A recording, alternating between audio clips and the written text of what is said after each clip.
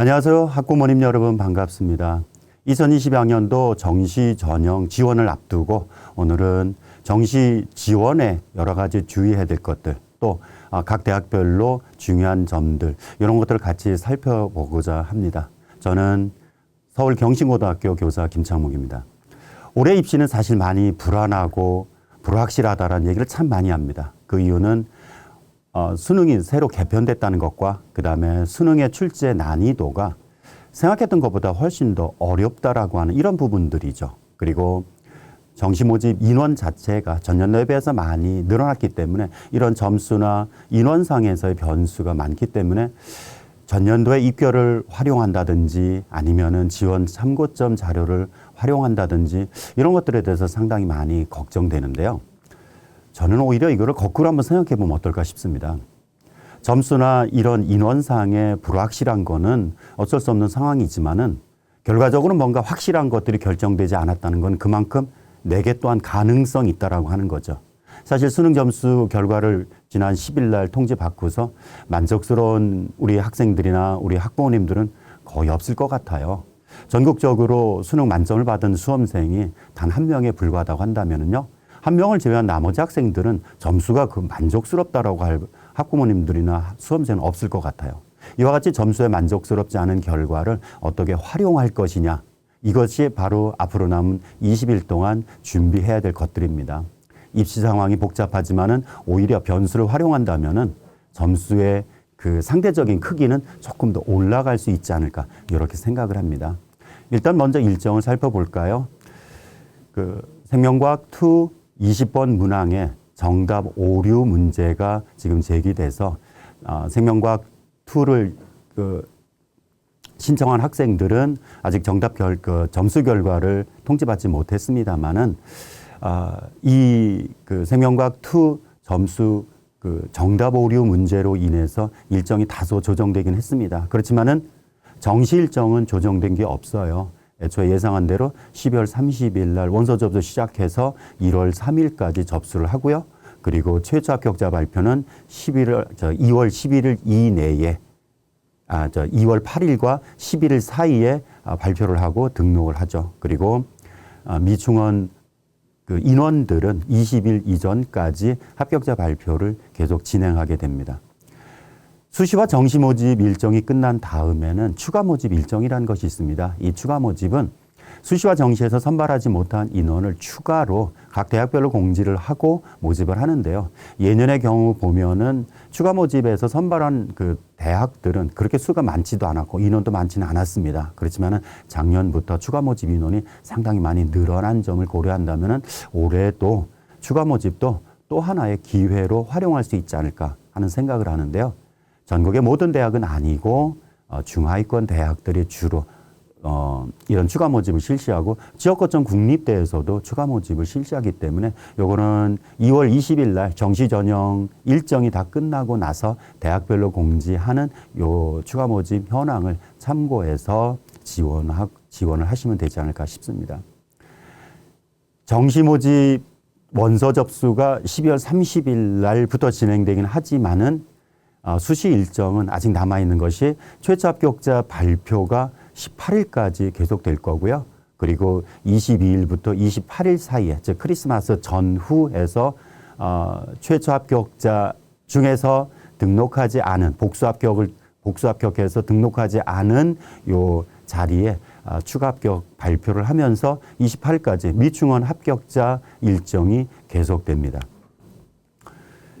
우리 학생들은 이미 요 성적표를 받으셨죠. 지난 12월 10일 날 생명과학 2를 제외한 나머지 과목의 성적은 이렇게 받았습니다. 그러면은 이 성적을 받고서 어느 대학을 갈까 내지는 어떤 대학에 목표로 하는 대학에 가능할까 이렇게 고민할 때 이렇게 총점을 먼저 확인해 보죠. 국어, 수학, 탐구의 표준 점수 그리고 백분위 점수를 산출해 보고 이 점수로 지원 가능한 대학을 입시 기관 자료라든지 아니면은 공교기관에서 나온 자료들을 확인하면서 지원 가능성을 타진해 볼 텐데요. 예를 들어서 서울에 있는 동국대, 건국대, 경희대, 시립대를 지원하고자 한다라고 했을 때 가능성을 한번 살펴보도록 하겠습니다. 우리 아이 점수가, 내 점수가 383점, 표준 점수 총점이 383점인데 동국대나 건국대, 경희대, 시립대 이렇게 지원 가능권 자료를 찾아보니까 아무래도 이런 자료는 지금으로서는 입시기관 자료를 볼 수 있을 거고요. 교육청이나 각 학교에서 제작하는 자료들은 아직은 발표되지는 않았습니다. 그래서 입시기관의 자료를 예를 들어 참고해서 동국대 같은 경우는 한 389점 정도 지원 가능합니다라는 이런 자료를 본다면은 우리 수험생들은 동국대, 건국대, 경희대, 시립대 중에서 4개 대학 중에서 하나의 대학을 지원해야 된다라고 한다면은 어느 대학을 지원할 것 같을까요? 아마도 동국대나 건국대 쪽을 지원하거나 아니면 경희대나 시립대 쪽을 지원하는, 즉 점수 차이가, 나의 점수가 383점이라고 한다면은 기관에서 나온 자료에서 지원 가능 점수가 이렇게 난다면은 그 차이점을 찾아보고 건국대나 동국대가 조금 더 그 차이가 작고 경희대나 시립대가 조금 더 그 차이가 크니까 두 가지로 동국대나 건국대 쪽에서의 이런 가능성을 찾아보거나 아니면은 점수 차이가 어차피 나니까 소신 지원하고 또 다른 길을 모색하겠다. 이렇게 갈 수도 있죠. 어쨌든 이 과정에서 그 기관이 제시한 점수와 내 점수 383점이라고 하는 고정된 점수의 차이점을 고민하게 됩니다. 그런데 실제 대학에서 학생을 선발하는 과정에서는 383점이라는 점수가 모든 대학에 똑같이 적용되는 것이 아니라는 겁니다. 국어, 수학, 영어, 탐구 이런 점수들이, 물론 영어는 등급으로 산출되지만은 대학에 따라서 등급의 일정 점수를 부여해서 국어, 수학, 탐구와 합산해서 점수를 산출하게 되는데요. 영어를 제외하고 국어, 수학, 탐구만 영역별 반영 비율을 달리해서 뽑는다는 것을 한번 살펴보십시오. 동국대는 국어, 수학, 탐구만 비율을 적용해서 환산했을 때 384점이 나오고요. 시립대는 388점, 389점 가까이 되는 점수가 나옵니다. 내 점수가 383점이라고 하는 생각이 잘못됐다는 것을 한번 살펴보시기 바랍니다. 즉, 내 점수는 이미 지난 12월 10일 날 수능 성적표 통지를 통해서 내가 받았지만은 그 점수는 대학별로 동일하게 적용되는 점수가 아니라는 겁니다. 즉, 이렇게 대학별로 비율을 달리해서 대학별 점수를 산출하고서 그 차이를 비교해 보니까 동국대와 건국대는 한 5점, 6점 정도 차이 난 반면에 시립대는 한 4점 정도 차이 나요. 처음에는 내 점수가 383점이란 이런 생각을 가졌을 때는 시립대하고의 점수 차이가 가장 크다라고 생각했지만은 실질적으로는 지원 가능한 점수하고의 차이가 가장 작은 게 오히려 시립대라고 하는 것들입니다. 이거는 하나의 예시에 불과합니다. 이렇게 점수가 다른 이유는 대학별로 국어, 수학, 영어, 탐구를 어느 정도 비중을 두느냐라는 것이 대학별로 다르다는 겁니다. 시립대 같은 경우는 수학을 35% 반영하는 반면에 동국대는 그 수학을 25% 반영하기 때문에 환산 점수에서 차이가 날 수밖에 없습니다. 그래서요, 우리 학부모님들이나 우리 학생들이 지금 시점에서 먼저 생각해야 될 거는 내 성적은 확정된 최종 점수가 아니다라고 하는 겁니다. 내 점수는요, 쭉 진화돼서 오히려 점수가 올라갈 수 있어요. 물론 점수가 하락하는, 즉 내가 불리한 이런 그 내 점수를 불리하게 활용하는 대학에 지원한다면은 내 점수가 하락하는 결과를 가져오는 거고요. 내 점수의 국어, 수학, 영어, 탐구의 이 각 영역의 이 점수를 상대적으로 우수하게 평가하는 대학으로 간다면 점수가 올라갈 수 있답니다. 그러니까 내 점수는 아직은 올라갈 수도 있고 내려갈 수도 있고, 그럼 지금부터 12월 30일까지 해야 되는 일이 뭘까요? 바로 점수를 올리는 방법을 찾아보자라고 하는 겁니다. 그럼 점수를 올리는 그 방법들은요, 일단은 서울의 중상위권을 중심으로 해서 탐구를 100분위 점수를 기준으로 해서 보정한 점수인 변환 표준 점수라는 것이 발표될 때를 기다려야 됩니다. 근데 이거는 12월 10일 수능 성적 발표 이렇게 정해진 것이 아니라 대학별로 발표 날짜가 다릅니다. 아마도 일주일 정도 후부터는 각 대학별로 발표를 할 텐데요. 이 변환 표준 점수를 통해서 나의 점수가 달라질 수도 있고요.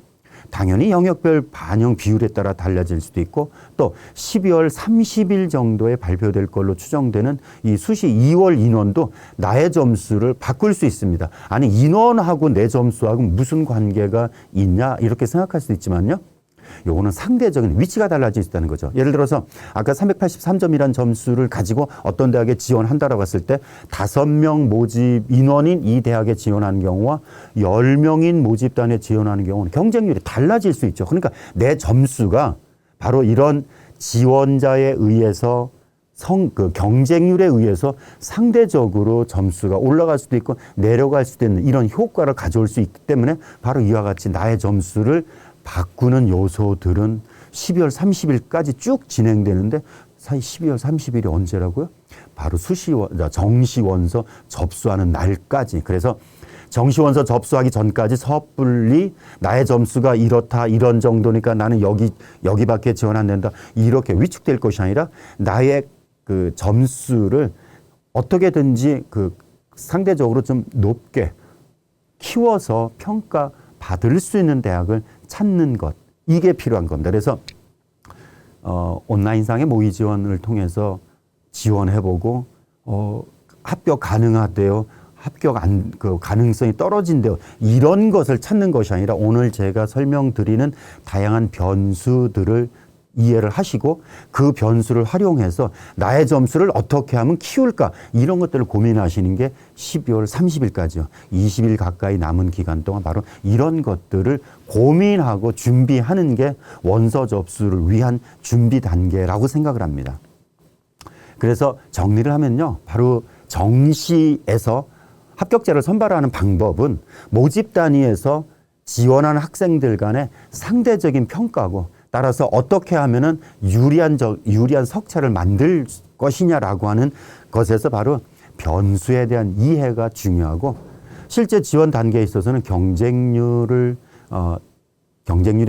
추이를 보면서 역시 상대적으로 어떤 수험생들이 어느 쪽으로 몰리는지를 보면서 나의 합격 가능성을 좀 높이는 쪽으로 전략을 세워야 되겠죠. 그래서 오늘은 이렇게 여러 가지 변수를 먼저 살펴보고 수도권의 주요 대학들의 특징들을 살펴보도록 하겠습니다. 그리고 나서 구체적으로 어떻게 지원하는 것이 조금 더 효용성이 높을까요? 이런 것들을 같이 이야기하도록 하겠습니다. 먼저 수능 채점 결과를 한번 살펴보도록 하겠습니다. 이미 점수 결과가 나왔는데 채점 결과를 뭐하러 살펴봅니까 하는 건데 아까 정시는 수시도 그렇지만 정시는 상대적인 평가에 의해서 합격자가 결정되기 때문에 나의 경쟁자들은 어떤 점수에 분포되어 있는지를 살펴보는 것이 필요하죠. 일단 국어 수학이 어렵게 출제됐다는 건 우리 수험생들과 학부모님들이 잘 아시죠. 어느 정도 변별력이 있느냐를 살펴보면요. 국어 이 변별력의 정도 즉 학생들의 이런 석차 정도 우수함과 덜 우수함, 조금 더 우수한 이런 정도의 변별력을 살펴보는 그 잣대로서는 등급 기준 점수, 특히 1등급 기준 점수, 2등급 기준 점수가 작년보다 올라갔다 내려갔다를 살펴보는 것과 그다음에 1등급에서 만점까지의 꼭대기까지 점수가 어느 정도 이렇게 벌어졌느냐 이런 것들을 가지고 그 비교를 해보는데요. 국어 영역을 비교해 보면은 작년에 비해서 1등급부터 만점까지 구간이 훨씬 늘어났습니다. 그러니까 1등급부터 만점까지 구간이 늘어났다라고 하는 건 그만큼 점수의 구간들이 많아지면서 상대적으로 변별하는 능력이 더 커졌다라고 하는 것들이고 수학도 역시 최고점이 147점, 1등급 컷점수가 137점에서 147점까지 비교하면 전년도에 비해서 거의 2배 가까이 수학 나형 같은 경우는 작년에 6개 구간으로 벌어져 있었던 반면에 올해는 11개 구간으로 벌어져 있기 때문에 국어나 수학이나 일단은 최상위권에서 변별력은 크다. 근데 어떤 것이 더 크냐라고 두 개 중에 하나를 한 과목을 한 영역을 찾아본다면 역시 국어의 영향력이 입시에서 올해 정시에서 더 클 수 있다. 이렇게 살펴볼 수 있고요. 표준 점수를 이렇게 그래프로 그려보면서 학생들의 분포를 살펴볼 수 있습니다. 국어 영역 같은 경우에 표준 점수 분포를 보면 종을 거꾸로 엎어놓은 듯한 정규 분포에 가까운 것들이 보여지죠. 그러니까 학생들의 이런 성적이 가장 우수한 성적 때부터 가장 아래쪽의 성적까지가 고르게 분포되어 있는데 중간층이 두텁게 분포되어 있다. 정규 분포에 가까운 형태인데 왼쪽이 점수가 높은 그 고득점이고 그 오른쪽이 점수가 낮은 쪽인데요. 왼쪽 꼭대기 점수에 보면은 상당히 그 낮은 쪽으로 촘촘히 올라가는 걸로 봤을 때 최상위권의 점수 구조가 상대적으로 그렇게 조밀하게 모여 있다라기보다는 이렇게 띄엄띄엄 떨어져 있어서 변별력이 높다라는 걸 볼 수 있을 거고요. 수학을 비교해 보면 국어와 조금 다른 것들이 보여집니다. 일단은 세로축이 그 같은 표점에 따른 동점자의 수를 나타낸 건데 국어 같은 경우는 만점인 149점에 그 숫자가 거의 안 보입니다. 그런데 수학 영역 같은 경우는 만점이 147점에 2,000명 훌쩍 넘는 2,700명이거든요. 훌쩍 넘는 동점자들이 나와 있죠. 그 다음에 143점대 구간, 140점대 초반 구간도 동점자들이 많은 것들이 보여지죠. 수학에서는 한 문항 4점짜리 하나 틀린 만점과 만점이 144점이고 4점짜리 하나 틀린 144점 구간 그 구간에 약 6,000명 가까운 인원들이 있습니다. 만점 인원이 2,700명, 하나 틀린 아이가 3,500명. 그러니까 상대적으로 국어에 비해서 변별력이 좀 떨어질 수도 있는, 일단 수학이 어렵다고 했지만은 최상위권에서 변별력이 다소 떨어질 수도 있는 것들이 보여지고요. 영어 작년보다 확실히 어렵긴 했습니다만은요. 2등급과 3등급 때 인원은 더 늘어났습니다. 그러니까 최상위권에서는 영어가 상당히 그런 변수로 작용할 수 있지만은 2등급과 3등급에서는 오히려 변별이 좀 떨어질 수도 있는. 그러니까 최상위권에서는 아까도 국어의 점수대, 영어의 점수대가 변별력을 더 가릴 수 있지 않을까 하는 생각이고요. 탐구도 지난해와 마찬가지로 선택 과목 간의 유불리는 여전히 나타났습니다. 전체 사탐 9개 과목, 과탐 8개 과목 합쳐서 17개 과목에 원점수 50점에 따른 표준 점수로 이렇게 그래프로 연결해 봤더니 뭔가 한눈에 보이시는 게 있나요?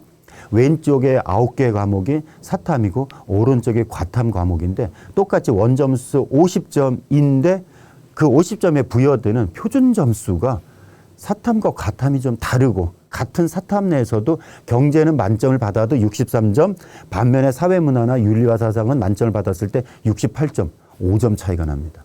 과탐인 경우도 지구과학 2에서 만점 받은 친구는 77점, 그리고 화학 1에서 만점을 받은 친구는 68점으로 9점 차이가 납니다. 그럼 이게 우리 정시 지원 단계에서는 어떻게 작용할 수 있을까요? 표준 점수를 탐구 영역을 백분위 점수를 반영하는 경우와 표준 점수 반영하는 경우에 따라서 나의 유불리가 달라질 수 있다는 거죠. 또 어떤 과목을 선택했느냐에 따라서 유불리가 달라질 수 있고, 또 올해 자연계 친구들 중에서 인문계 쪽으로 교차 지원한다라고 할 때 이 탐구 점수를 그대로 안고 간다라고 하면은 유불리가 확실히 나타나는 것들이 보여집니다. 즉 사탐의 9개 과목에 50점, 원점수 50점 만점에 따른 표준 점수는 평균 66점인 반면에 과학 탐구는요, 그보다 5점이 더 높습니다. 이렇게 보면은 최상위권에서 탐구 영역에서 과탐의 점수 크기가 사탐의 점수 크기보다 한 5점 정도 차이가 나더라, 이런 것들이 보이는데, 그런데 이건 모든 구간이 그러진 않습니다. 100분이 90점으로 내려왔을 때는 오히려 이 탐구에서의 그 과목들이 그 표준 점수가 조금 더 우수하게 나타난 것들이 있습니다. 그래서 일단은 우리 학부모님들께서는 탐구는 선택 과목 간의 유불리가 다르고, 그리고 점수대별로 그 유불리가 다르기 때문에 교육과정 평가원이 발표한 자료라든지 아니면 교육청 아니면 입시기관에서 이런 탐구의 원점수에 따른 백분위 표준 점수 등급을 이렇게 나열한 표를 통해서 내 점수 내에서 상대적으로 백분위와 표준 점수가 어떻게 유리하냐 불리하냐를 찾아보고 준비하는 것이 필요합니다. 그 유불리를 살펴보는 것들은 이따 다시 한번 보여드리도록 하겠습니다. 그래서 생활과 윤리나 한국지리, 경제가 상대적으로 그 백분위나 표준 점수에서 조금 불리할 것 같고, 자연계 쪽에서는 물리원이나 물리학2, 화학2가 다소 좀 불리한 이런 것들이 있습니다. 교차 지원을 염두에 둔다면은 인문에서 선택 과목, 선택자가 많은 생활과 윤리나 사회문을 선택한 경우와 생명과학 1, 지구과학 2를 두 개 합산한 점수가 12점 정도 차이가 나기 때문에 교차 지원에서 자연계 친구들이 유리한 점이 분명히 있을 수도 있겠다라고 하는 거고요. 이건 그래프가 조금 난해하죠. 초등학생들이 무슨 낙서해 놓은 거, 어린아이들이 낙서해 놓은 그래프, 이런 그림처럼 보이는데 이거는 서울시교육청에서 국어, 수학, 탐구의 총점을 표본 자료에서 수합한 자료를 이렇게 도수로 비교해 본 겁니다. 파란색은 자연계 친구들이 주로 시험을 치는 미적, 기하 그리고 과탐을 친 학생들의 총점 분포고요. 빨간색은 인문계 친구들이 주로 선택한 확률과 통계 그리고 미적 기하를 친구도 있지만 어쨌든 사회탐구를 선택한 친구들. 그럼 총점이 오른쪽이 점수가 높고 왼쪽이 점수가 낮은 쪽인데요. 한눈에 보이는 게 있죠. 뭐가 보일까요? 파란색 그래프의 점수가 더 우수하다는 겁니다. 총점이. 그러니까 만점 구간에서 이 구간까지 즉 330점, 340점, 350점 요 구간대까지는 자연계 과탐을 친 학생들의 총점 크기가 인문계 사탐을 응시한 친구들보다 총점 크기가 확실히 차이가 난다라고 한다면은 요런 분포를 통해서 지원 단계에서 특히 교차 지원을 하는 경우에 있어서는 이런 것들이 요 구간까지 330점대 전후까지는 자연계 친구들이 확실히 좀 유리하겠네. 요런 점수, 요런 상황을 알아볼 수 있을 거고요. 좀 더 구체적으로 이 수능에서의 각각의 요소들이 어떻게 변수로 작용하는지를 보겠습니다. 수능 점수 자체가 변수로 작용하는 경우는 첫 번째, 반영 지표가 다르다는 거. 활용 지표, 반영 지표 이런 용어를 쓰는데 수능 성적표에 보면요. 백분위 점수, 표준 점수, 등급 이렇게 세 종류의 점수가 인쇄되어 있는 걸 보셨죠. 등급은 수시에서 수능 최저 기준으로 활용되어질 뿐이고 정시에서 등급을 활용하는 대학들은 전국의 198개 대학 중에서 한 5개 정도밖에 안 돼요. 그러니까 실질적으로 등급을 활용해서 대학을 가는 거는 정시에서는 거의 가능성이 없는 거죠. 그러면은 정시에서는 바로 백분위 점수, 표준 점수 두 개를 활용하고요. 어떤 대학은 백분위 점수만, 어떤 대학은 표준 점수만, 어떤 대학은 국어 수학은 표준 점수로, 그리고 탐구는 백분위 점수를 활용한 또 변환된 점수, 이렇게 좀 다소 복잡하게 활용을 하는데요. 상위권은 최상위권 대학들은 서울대와 홍익대를 제외한 최상위권 대학들은 주로 국어 수학은 표준 점수로, 그리고 탐구는 백분위 점수를 활용해서 다시 변환한 점수를 활용하는, 그래서 그걸 변환 표준 점수라고 하는데 이렇게 반영을 하고요. 그리고 중위권 대학에서는 이렇게 표준 점수 반영, 백분위 반영, 표준 점수 반영들이 제각각 다릅니다. 예를 들어서 서울에 있는 광운대, 숭실대, 경기대, 국민대 이런 대학들은 선호도가 거의 비슷합니다. 그래서 광운대 지원할까, 국민대 지원할까 고민을 하는데 이때 고민은 물론 학교 대문의 색깔에 따라서 저는 이 대학을 지원하고 싶습니다라고 한 이런 감성적 측면에서 접근도 가능할 것 같습니다만은, 그런데 정시에서는요 좀 더 냉정하게 내 점수가 표준 점수가 유리하냐 백분위 점수가 유리하냐에 따라서, 만약에 백분위 점수가 유리하다면은 두 대학 고민한 중에서 경기대나 국민대를, 반면에 표준 점수가 유리하다라고 하면은 광운대나 숭실대를 지원하고요. 서울과기대는 탐구 점수도 순수한 표준 점수를 반영하기 때문에 차이가 크게 나타날 수도 있습니다. 여대 쪽에서는 이화여대와 숙명여대는 표준 점수와 변환 표준 점수를, 나머지 여대들은 백분위 점수를 반영합니다. 화면에 파란색으로 표시된 서울대, 상명대, 세종대, 숙명여대는요.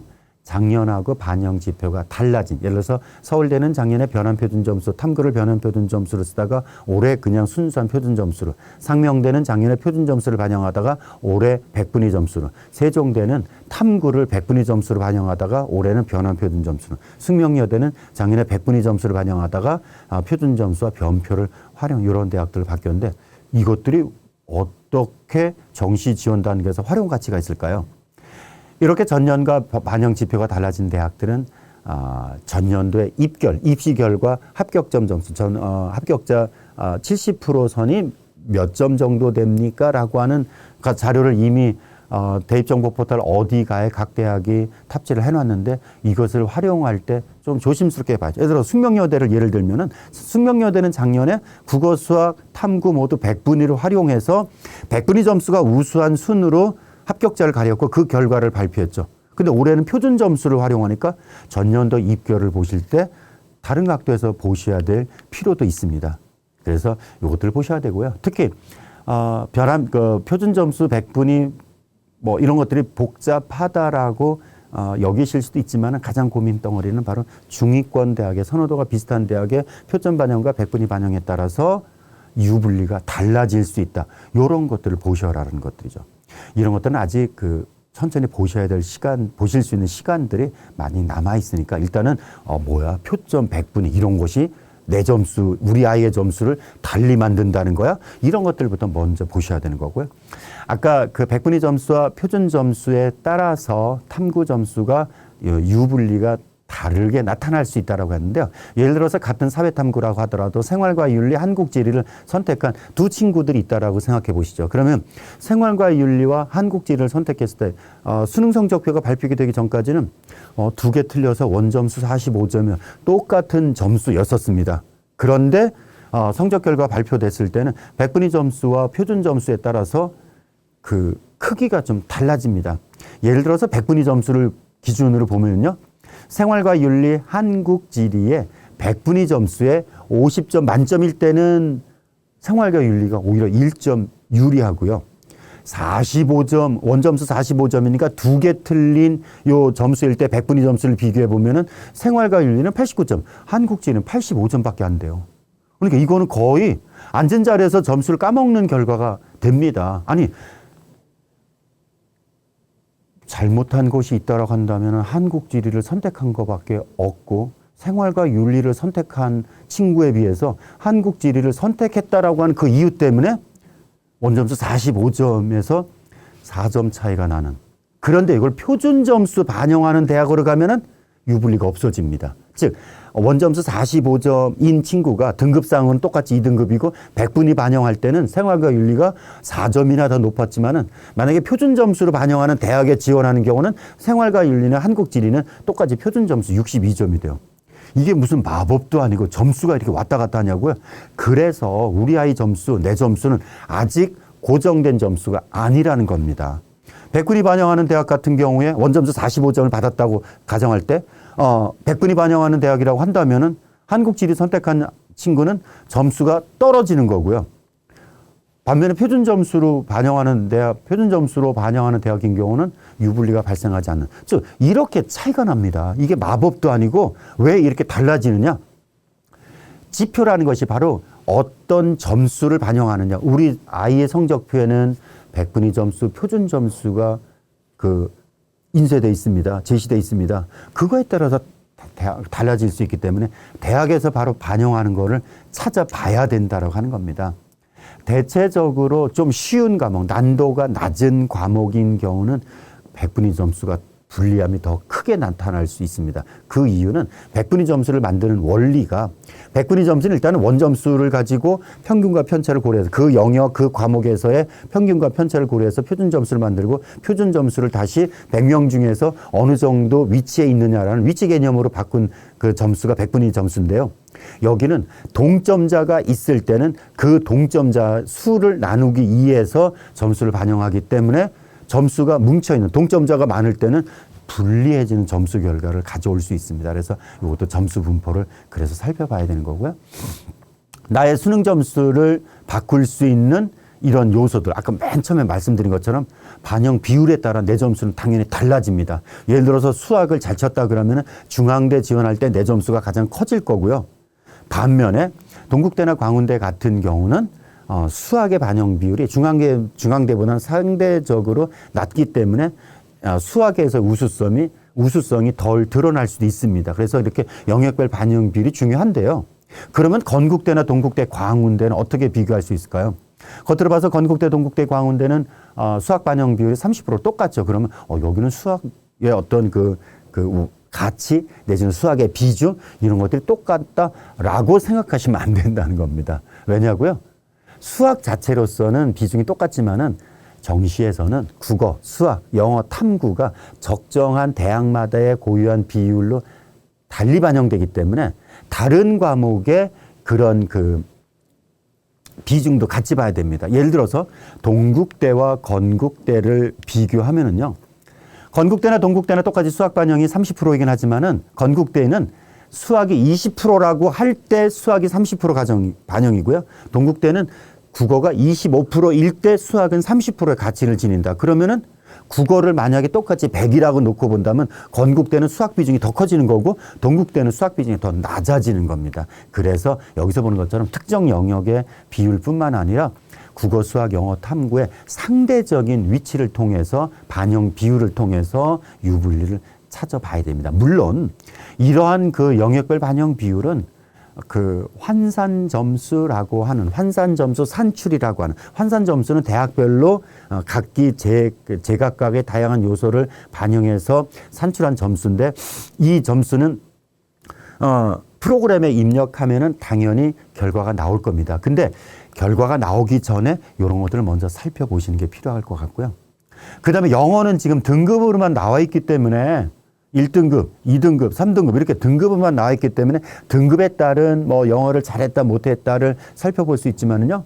그러나 실제 대학에서는 1등급, 2등급을 그대로 반영하는 것이 아니라 1등급은 몇 점, 2등급은 몇 점 이렇게 그 점수를 다시 부여하는 방식이 있고 총점에서 영어 1등급은 감점이 없지만은 영어 2등급일 때는 2점이나 3점 감점하고 3등급일 때는 3점이나 4점, 5점 이렇게 감점하는 방식으로 반영되기 때문에 영어 반영 방법을 살펴볼 필요가 있습니다. 일단은 비율을 적용해서 국어, 수학, 탐구처럼 일정 비율을 총점에 포함하는 경우는 아무래도 영어의 반영 비중이 크다 이렇게 생각할 수가 있겠죠. 그래서 경희대, 시립대, 연세대 여기는 영어가 총점에서 15%, 25%, 16.7% 이렇게 반영되기 때문에 영어 반영 비율이 높다라고 생각할 수 있고 서강대나 성균관대는 영어 반영 비율이 낮네라고 생각할 수 있지만은 그러나 그건 1단계입니다.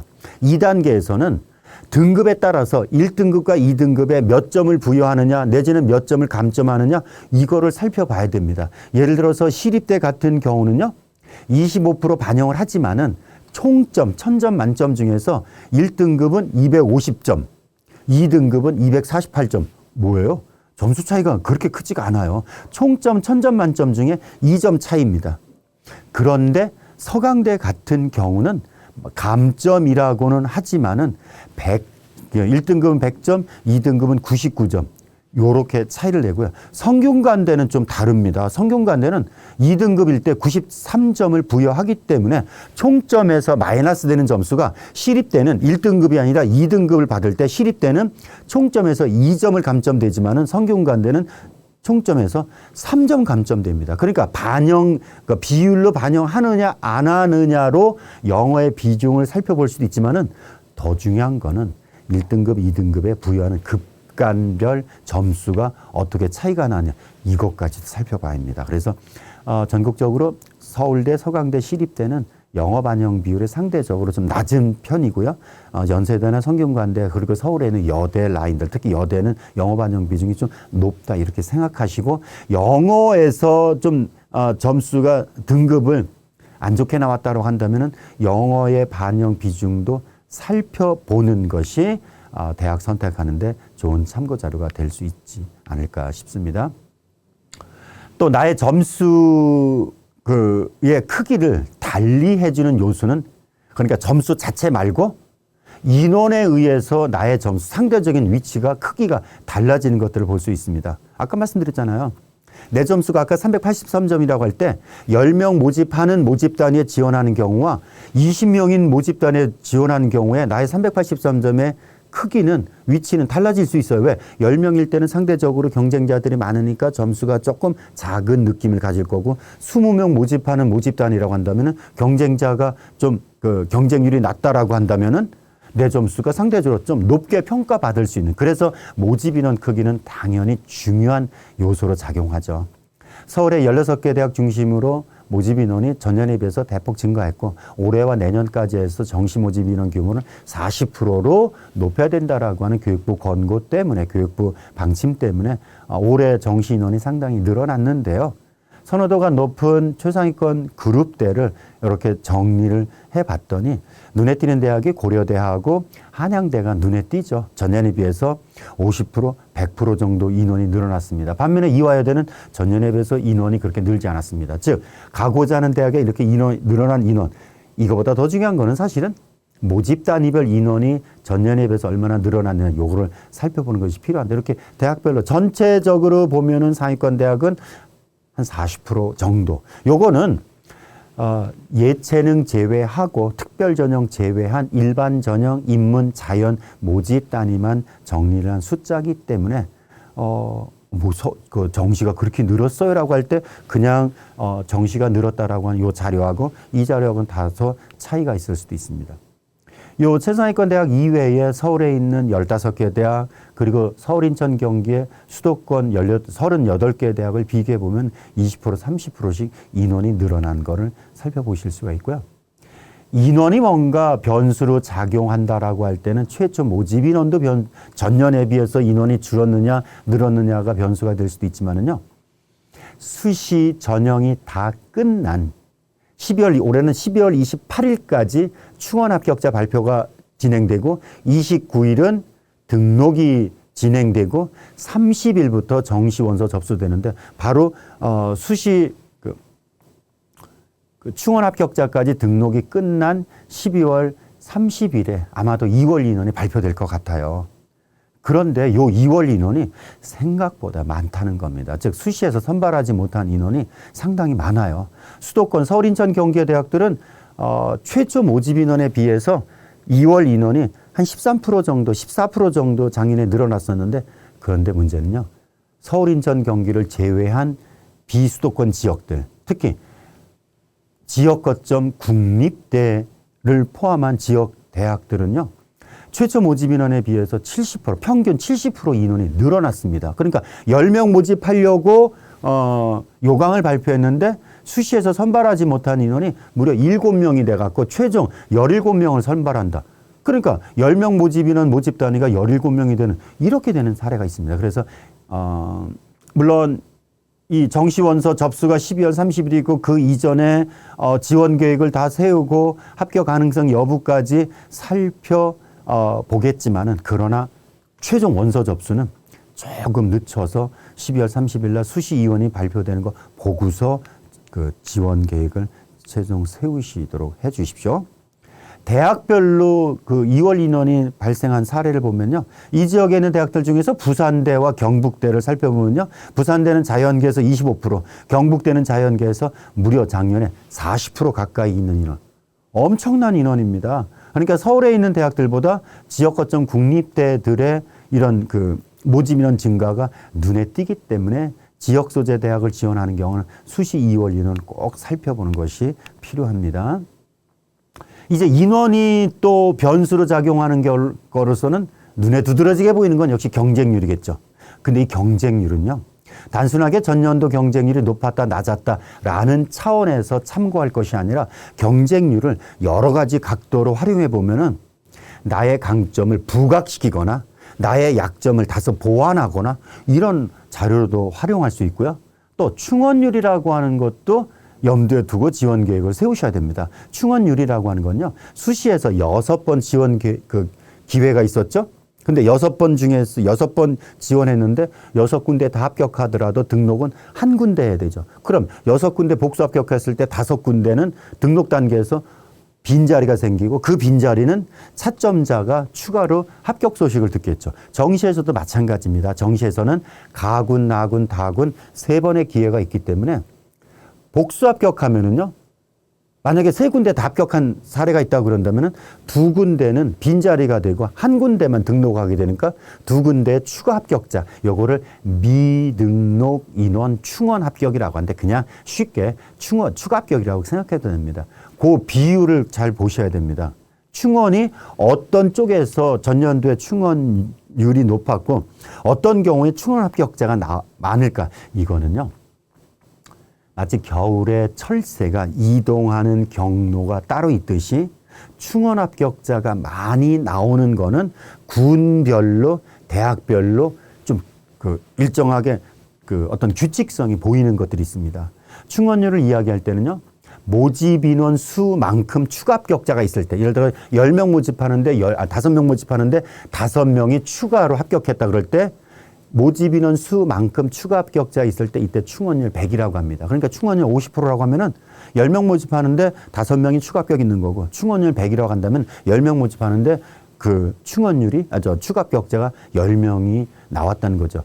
가군, 나군, 다군 중에서 다군에서는요. 충원율이 800%에서 1200%까지 높은 사례도 있습니다. 그러니까 10명 모집하는데 뭐 100명을 추가 합격했다. 그 속된 말로 뭐 한 바퀴 돌았다. 이를 충원율 100이라고 그러는데요.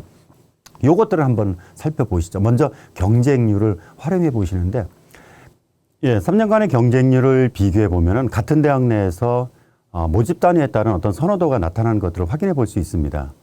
경쟁률이 해마다 높고 낮은 거는 모집 단위에 따라 다를 수도 있는데요. 물론 이거는 지난 3년간의 자료일 뿐이고 올해는 달라질 수도 있습니다. 그렇지만은 12월 30일 날 지원하기 전에 목표로 하는 대학이 확인된다면은 이렇게 같은 대학에서의 모집 단위별로 경쟁률을 비교해 보면은 이 모집 단위는 해마다 경쟁률이 오르내림이 너무 심하다. 내지는 이 모집 단위는 경쟁률이 꾸준히 높기는 한데 경쟁률 변동이 크지 않다. 이런 특징들을 찾아볼 수 있습니다. 예를 들어서 한양대 인문계열을 비교해 보면요. 가운데에 있는 국어교육과 같은 경우는 경쟁률 변화 자체가 그렇게 크진 않습니다.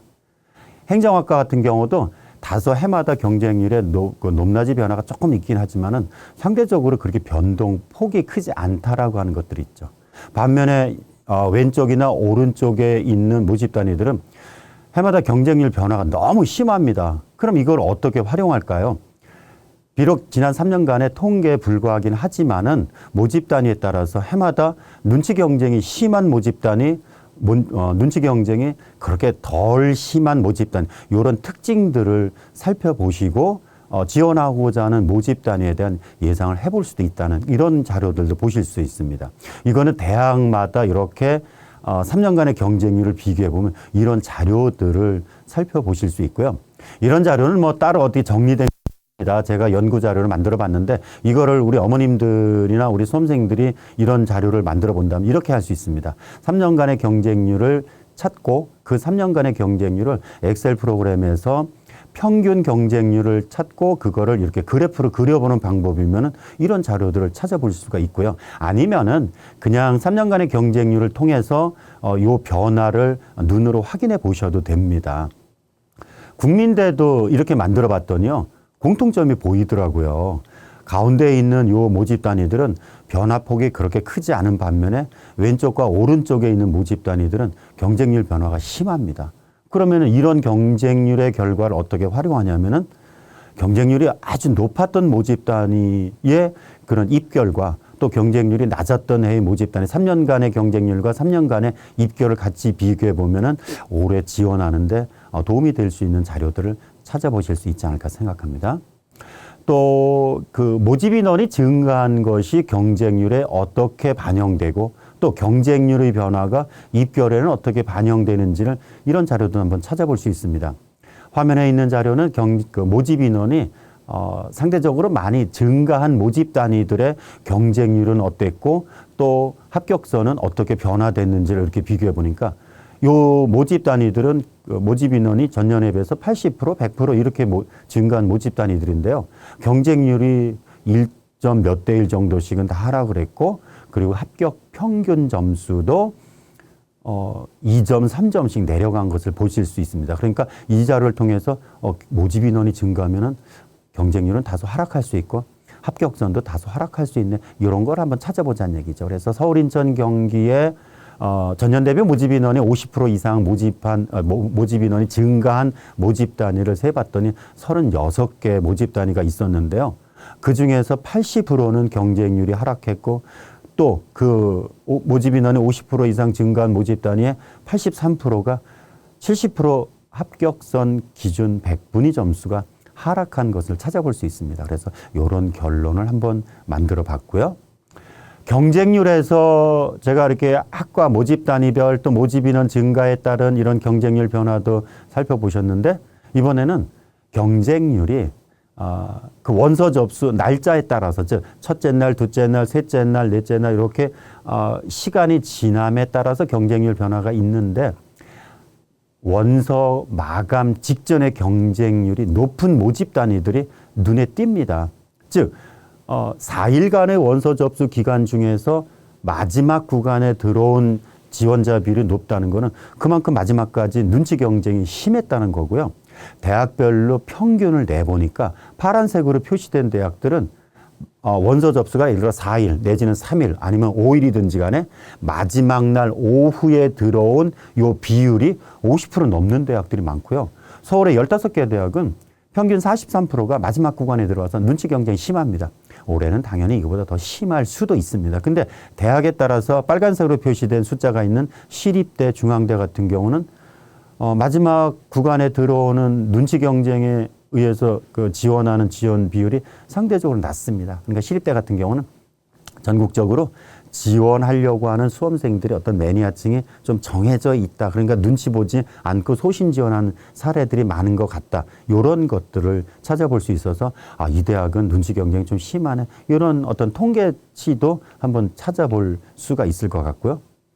또 경쟁률에서 이거는 지원 단계에서 좀 뭐랄까요. 중요한 자료가 될 수도 있습니다. 올해 달라질 수도 있는데요.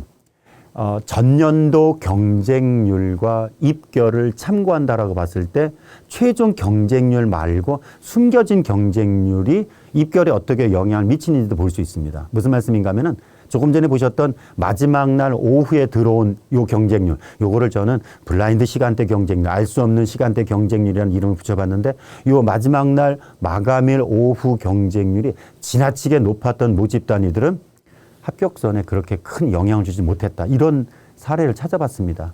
화면에 보이는 모집 단위는 숙명여대 사례인데요. 숙명여대 가족경영학 같은 경우는 작년에 20대 1 경쟁률이었습니다. 엄청난 경쟁률이죠. 수시에서 20대 1은 뭐 그렇게 높다라고 볼 수는 없겠습니다만은 논술 같은 거는 뭐 100대 1, 200대 1까지 가니까요. 근데 정시에서 5대 1 경쟁률이 높은 편이고요. 10대 1이면 상당히 높은 편입니다.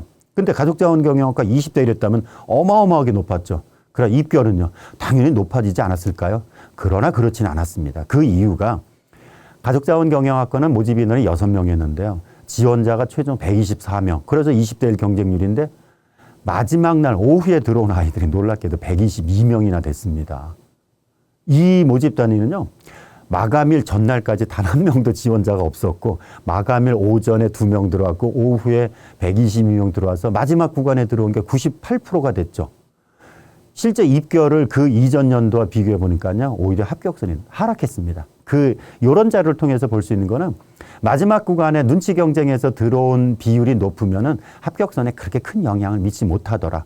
소비자 경제학과도 경쟁률 자체는 높진 않았지만은 마지막 구간에 들어온 지원, 전체 23명 중에서 20명이 마지막 오후에 들어왔는데 합격선이 내려갔습니다.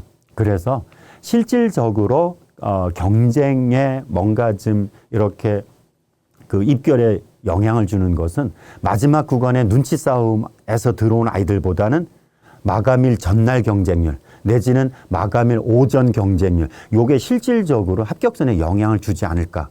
그러니까 이거를 활용한다면 요 자료가 필요합니다. 즉 타겟으로 삼은 모집 단위가 이렇게 확인이 된다면은 그 모집 단위에 전년도 최종 경쟁률 말고 마감일 전날 경쟁률 내지는 마감일 오전 경쟁률을 보고 비교를 해보는 겁니다. 최종 경쟁률만 놓고 보면은 아까 숙명여대 가족자원경영학과처럼 되게 높았지만은 실질적으로 경쟁률이 높지가 않았던 거거든요. 그래서 올해는 이렇게 몇 개 모집 단위, 가군, 나군, 다군별로 이렇게 모집 단위를 타겟 모집 단위를 찾아놓고 고민한다면은 D-1일 날 경쟁률 또 D-Day 오전 경쟁률을 전년도 자료를 꼭 찾아서 활용해 보시기 바랍니다. 그래서 전년도 같은 시간대 경쟁률과 올해 같은 시간대 경쟁률을 비교해 보는 것도 이건 사실 좀 시간이 걸리긴 하겠지만 이런 자료를 찾아서 보고자 하는 것도 미리 준비하는 거겠죠. 그래서 경쟁률은 단순하게 전년도 최종 경쟁률 말고 같은 대학에서의 또 모집 단위별 비교 또 날짜별 경쟁률까지도 확인해보는 모든 대학을 다 하자는 것이 아니라 목표로 삼은 가군, 나군, 다군 3개 군에서 2개, 3개 대학의 모집 단위는 고민해 볼 만하고 지금 이런 거를 좀 찾아보시는 게 필요하겠죠.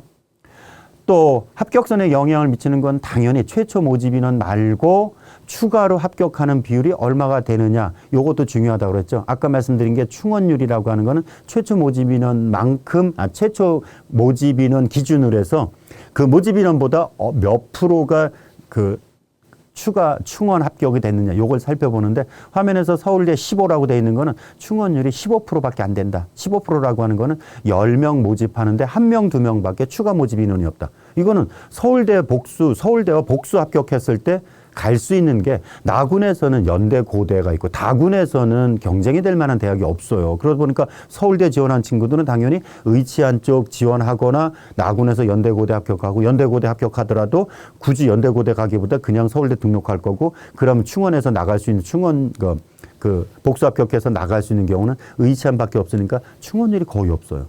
반면에 연대 고대는 당연히 의치한 쪽 복수 합격해서 나가는 인원에다가 가군에서 서울대로 가는 반면에 서강대, 성대, 한대 가군에서 지원하는 친구는요 서울대에 갈 점수가 안 되기 때문에 서강대, 성대, 한대를 쓸 거고 이 친구들은 당연히 나군에서는 연대고대를 쓸 거고 연대고대 복수 합격하면은 빠져나가고 그래서 가군과 나군에서 가군의 서성한 요쪽 라인은 연대고대랑 복수 합격자가 많을 가능성이 있기 때문에 빠져나가는데 반면에 성대 한대를 나군에서 지원하는 친구는 연대고대 점수가 안 돼서 성대 한대를 쓴다라고 치면은 가군에서 서울대로 빠져나갈 가능성은 거의 없죠. 빠져나간다면은 서강대 쪽으로 빠져나갈 거고 그렇기 때문에 그 인원이 많지가 않습니다. 그래서 같은 대학이 가군, 나군 분할 모집한다 그러면은 이렇게 상대적인 그런 위치에 따라서 선호도 대학이 어디에 위치하냐에 따라서 빠져나가는 그룹대가 다르다는 거죠.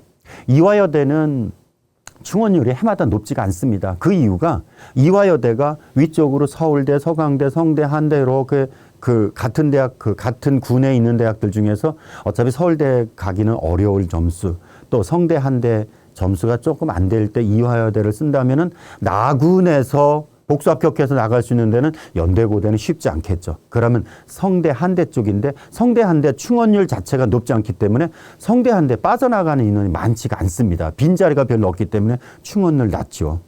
시립대도 역시 마찬가지로 나군으로 빠져나갈 수 있는 자리가 별로 없어요. 시립대 쓰는 친구들은 서성한 점수보다 낮은 쪽이고 그럼 그 점수는 나군의 연대고대 쪽보다는 뭐 서성한 라인이거나 중대 쪽 라인이니까 빠져나갈 인원이 많지 않다. 그래서 이렇게 충원은 가군, 나군, 다군의 대학별 배치를 보고 빠져나갈 루트가 어느 경로로 빠져나갈지를 살펴봐야 되는데 올해는 요건 작년 사례고 올해는 가군과 나군의 대학들이 많이 바뀌었기 때문에 이런 경쟁이 되는 대학들이 어디에 어느 군에 있느냐 요걸 살펴봐야 되겠죠.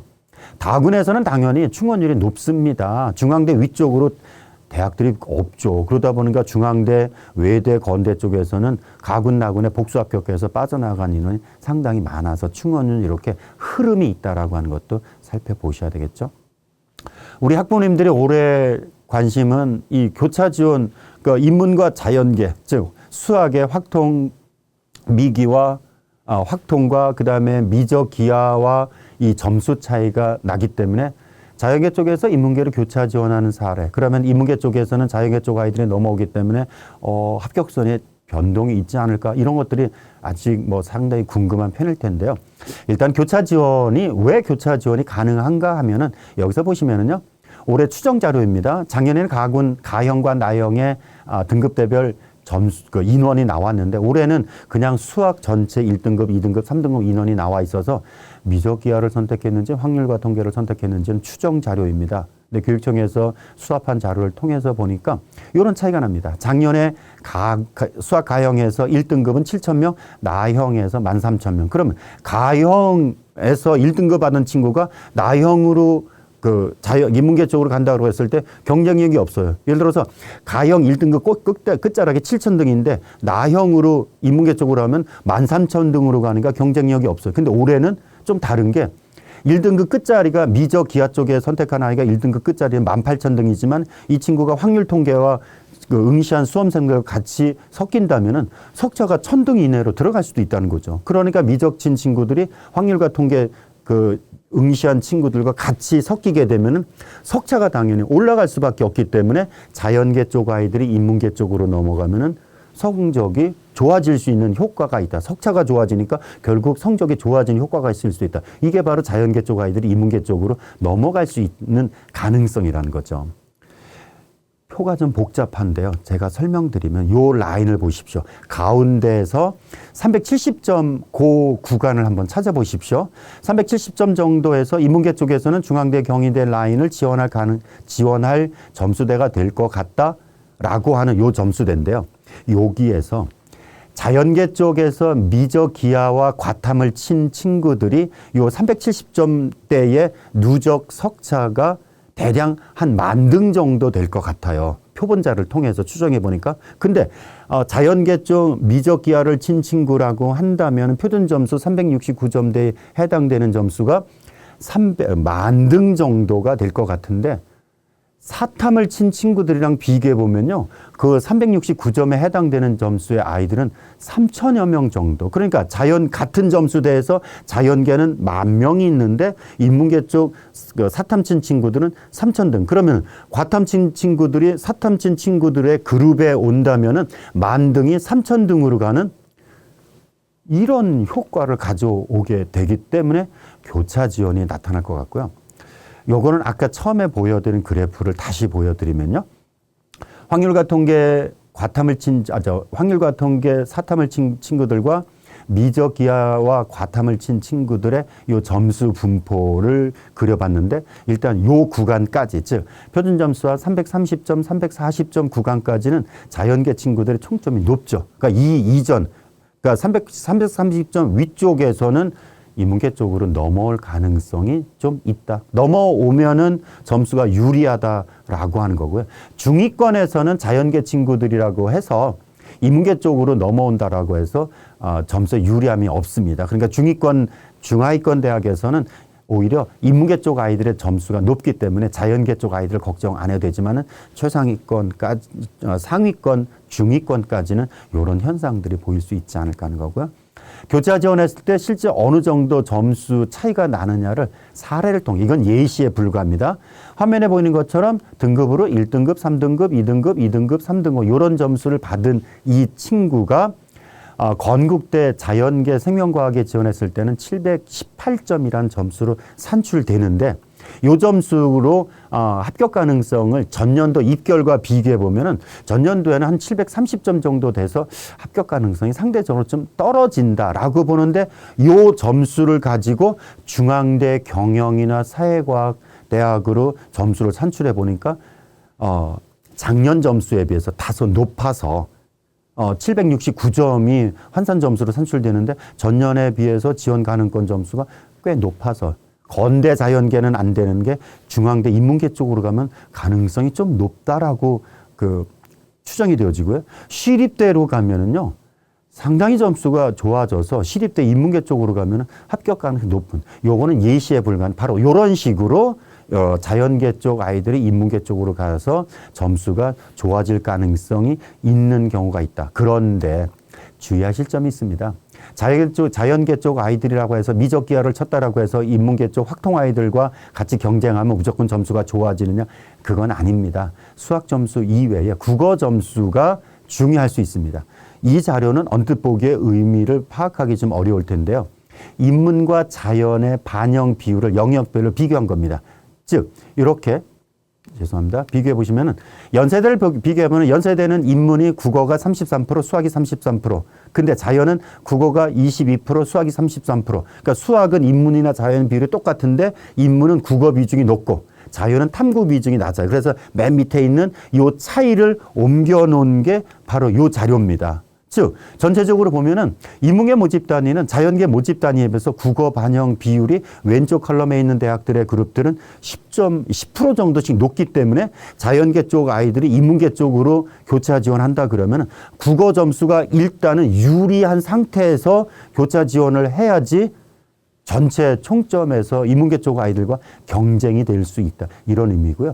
수학의 주황색으로 음영이 된 부분들은 인문과 자연의 수학 반영 비율이 동일한, 그러니까 상대적으로 수학 반영 비중이 꽤 높은, 거기 마이너스 표시된 거는 자연계에 비해서, 예를 들어서 경희대 인문은 수학 반영이 인문계에 비해 자연계에 비해서 10%가 낮고 국어는 15%, 탐구는 5% 낮다. 예를 들어서 이렇게 영역별로 자연계와 영역 그 반영 비율을 비교해 보면서 그 단순하게 미적 기하가 점수가 유리하다라고 해서 교차 지원을 계획하는 것이 아니라 이렇게 국어 점수가 일정 그 수준이 넘어서야 된다라고 하는 것을 확인해 보고 교차 지원을 해야 되지 않을까 하는 생각이고요.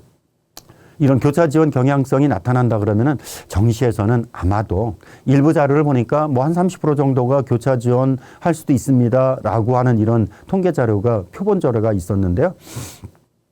과연 상경계 쪽으로만 지원할까? 근데 일단은 상경계나 사회계열 쪽은 자연계 쪽 아이들이 이렇게 교차 지원할 가능성이 좀 높은 모집단이기 때문에 이런 모집단이들은 아무래도 합격선이 좀 높아질 수도 있지 않을까 싶습니다. 자연계 쪽에서 인문계를 교차 지원하는 경향이 많다면 오히려 자연계 쪽의 경쟁률은 다소 낮아질 수도 있겠죠. 눈치 싸움은 이래서 더 극도로 심해질 수밖에 없으니까요. 원서 접수 마지막까지 이런 경향성들도 찾아보실 필요가 있을 것 같습니다. 이렇게 일부에서 전체적인 그런 수능을 활용하는 또 인원 변수에 의한 그 정시에서의 그 나의 점수 변화 가능성을 살펴봤다면 이제는 대학별로 이런 특징 등을 좀 정리해서 보도록 하겠습니다. 근데 이런 수도권 대학의 전형은 제가 지금 일부에서 말씀드린 챕터 1에서 말씀드린 요것들이 다 그 활용되어질, 그러니까 요런 일부에서 말씀드린 거를 요 대학별 자료에서 살펴보시는 거죠. 첫 번째 영역별 반영 비율, 활용 지표, 그다음에 인원상의 변화 특징들. 그래서 이거를 서울에 있는 대학들을, 주요 대학들을 5개 그룹으로 선호도가 비슷한 대학들로 이렇게 나누어서 정리를 해봤습니다. 첫 번째 최상위권 대학에서는 서울대가 군이 바뀐 거, 그다음에 표준 점수, 작년에 탐구가 변환 표준 점수였다가 이번에 표준 점수로 바뀌면서 표준 점수와 변환 표준 점수 차이는요. 표준 점수는 영역별, 그 과목별의 그 과목에 따라서 이런 유불리가 나타날 수 있는데 변환 표준 점수가 되면은 그 차이가 좀 줄어듭니다. 왜냐하면 동일한 100분위에 동일한 변환 표준 점수를 부여하다 보니까 순수한 표준 점수를 반영하면은 어떤 과목을 선택하느냐에 따라 유불리가 크게 드러날 수 있습니다. 올해 자연계 과탐이라고 한다면은 지구과학 2 점수가 표점이 원점에 따라 원점수 50점에 따라 만점에 따른 표점이 가장 높고요. 화학 완이 가장 낮습니다. 그래서 이런 선택 과목에 따른 유불리가 나타날 수 있는데 서울대 같은 경우는 탐구가 변표가 아니라 그냥 표준 점수로 반영하는 특징들이 있고요. 나머지는 한번 화면에서 살펴보시기 바랍니다. 서울대는 사실 뭐 그렇게 큰 변화는 없습니다. 고려대와 연세대에서는 첫 번째는 군이 바뀐 거는 서울대와 고려대가 그 군을 맞바꾼 거니까 군의 변화에 따른 이런 뭐 유불리는 나타나지 않는데 영어가 큰 특징이 될 수 있습니다. 고려대 같은 경우에 영어의 1등급, 2등급의 감점폭을 더 키웠습니다. 그러다 보니까 영어 2등급을 받은 친구들이라고 한다면은 작년 같은 경우는 고려대 영어 반영 비중이 낮기 때문에 영어 망쳤으면 뭐 고대 가고 영어가 괜찮으면 연대 가요 뭐 이렇게 되겠는데 올해는 고대도 1등급과 2등급의 급간 차이가 작년보다 커졌다라고 하는 거. 경영학과 같은 여기 고대는 특히 모집 인원 변화를 가장 크게 봐야 되고 평균 100% 정도 인원이 늘어났는데 경영학과 모집 인원이 47명에서 97명으로 대폭 늘어난 거 이런 것들이 보이죠. 그리고 자연계 모집 단위에서 간호학과나 자유전공 컴퓨터학과 같은 경우는 그 수학이나 탐구에 특정 과목이 없이 그래서 인문계 쪽에서도 지원할 수 있는 자연계 모집 단위는 간호, 자유전공, 컴퓨터공학과 일부 인원 이렇게 되고요. 연세대는 전통적으로 그 영어 비중이 좀 상대적으로 높은 편이고요.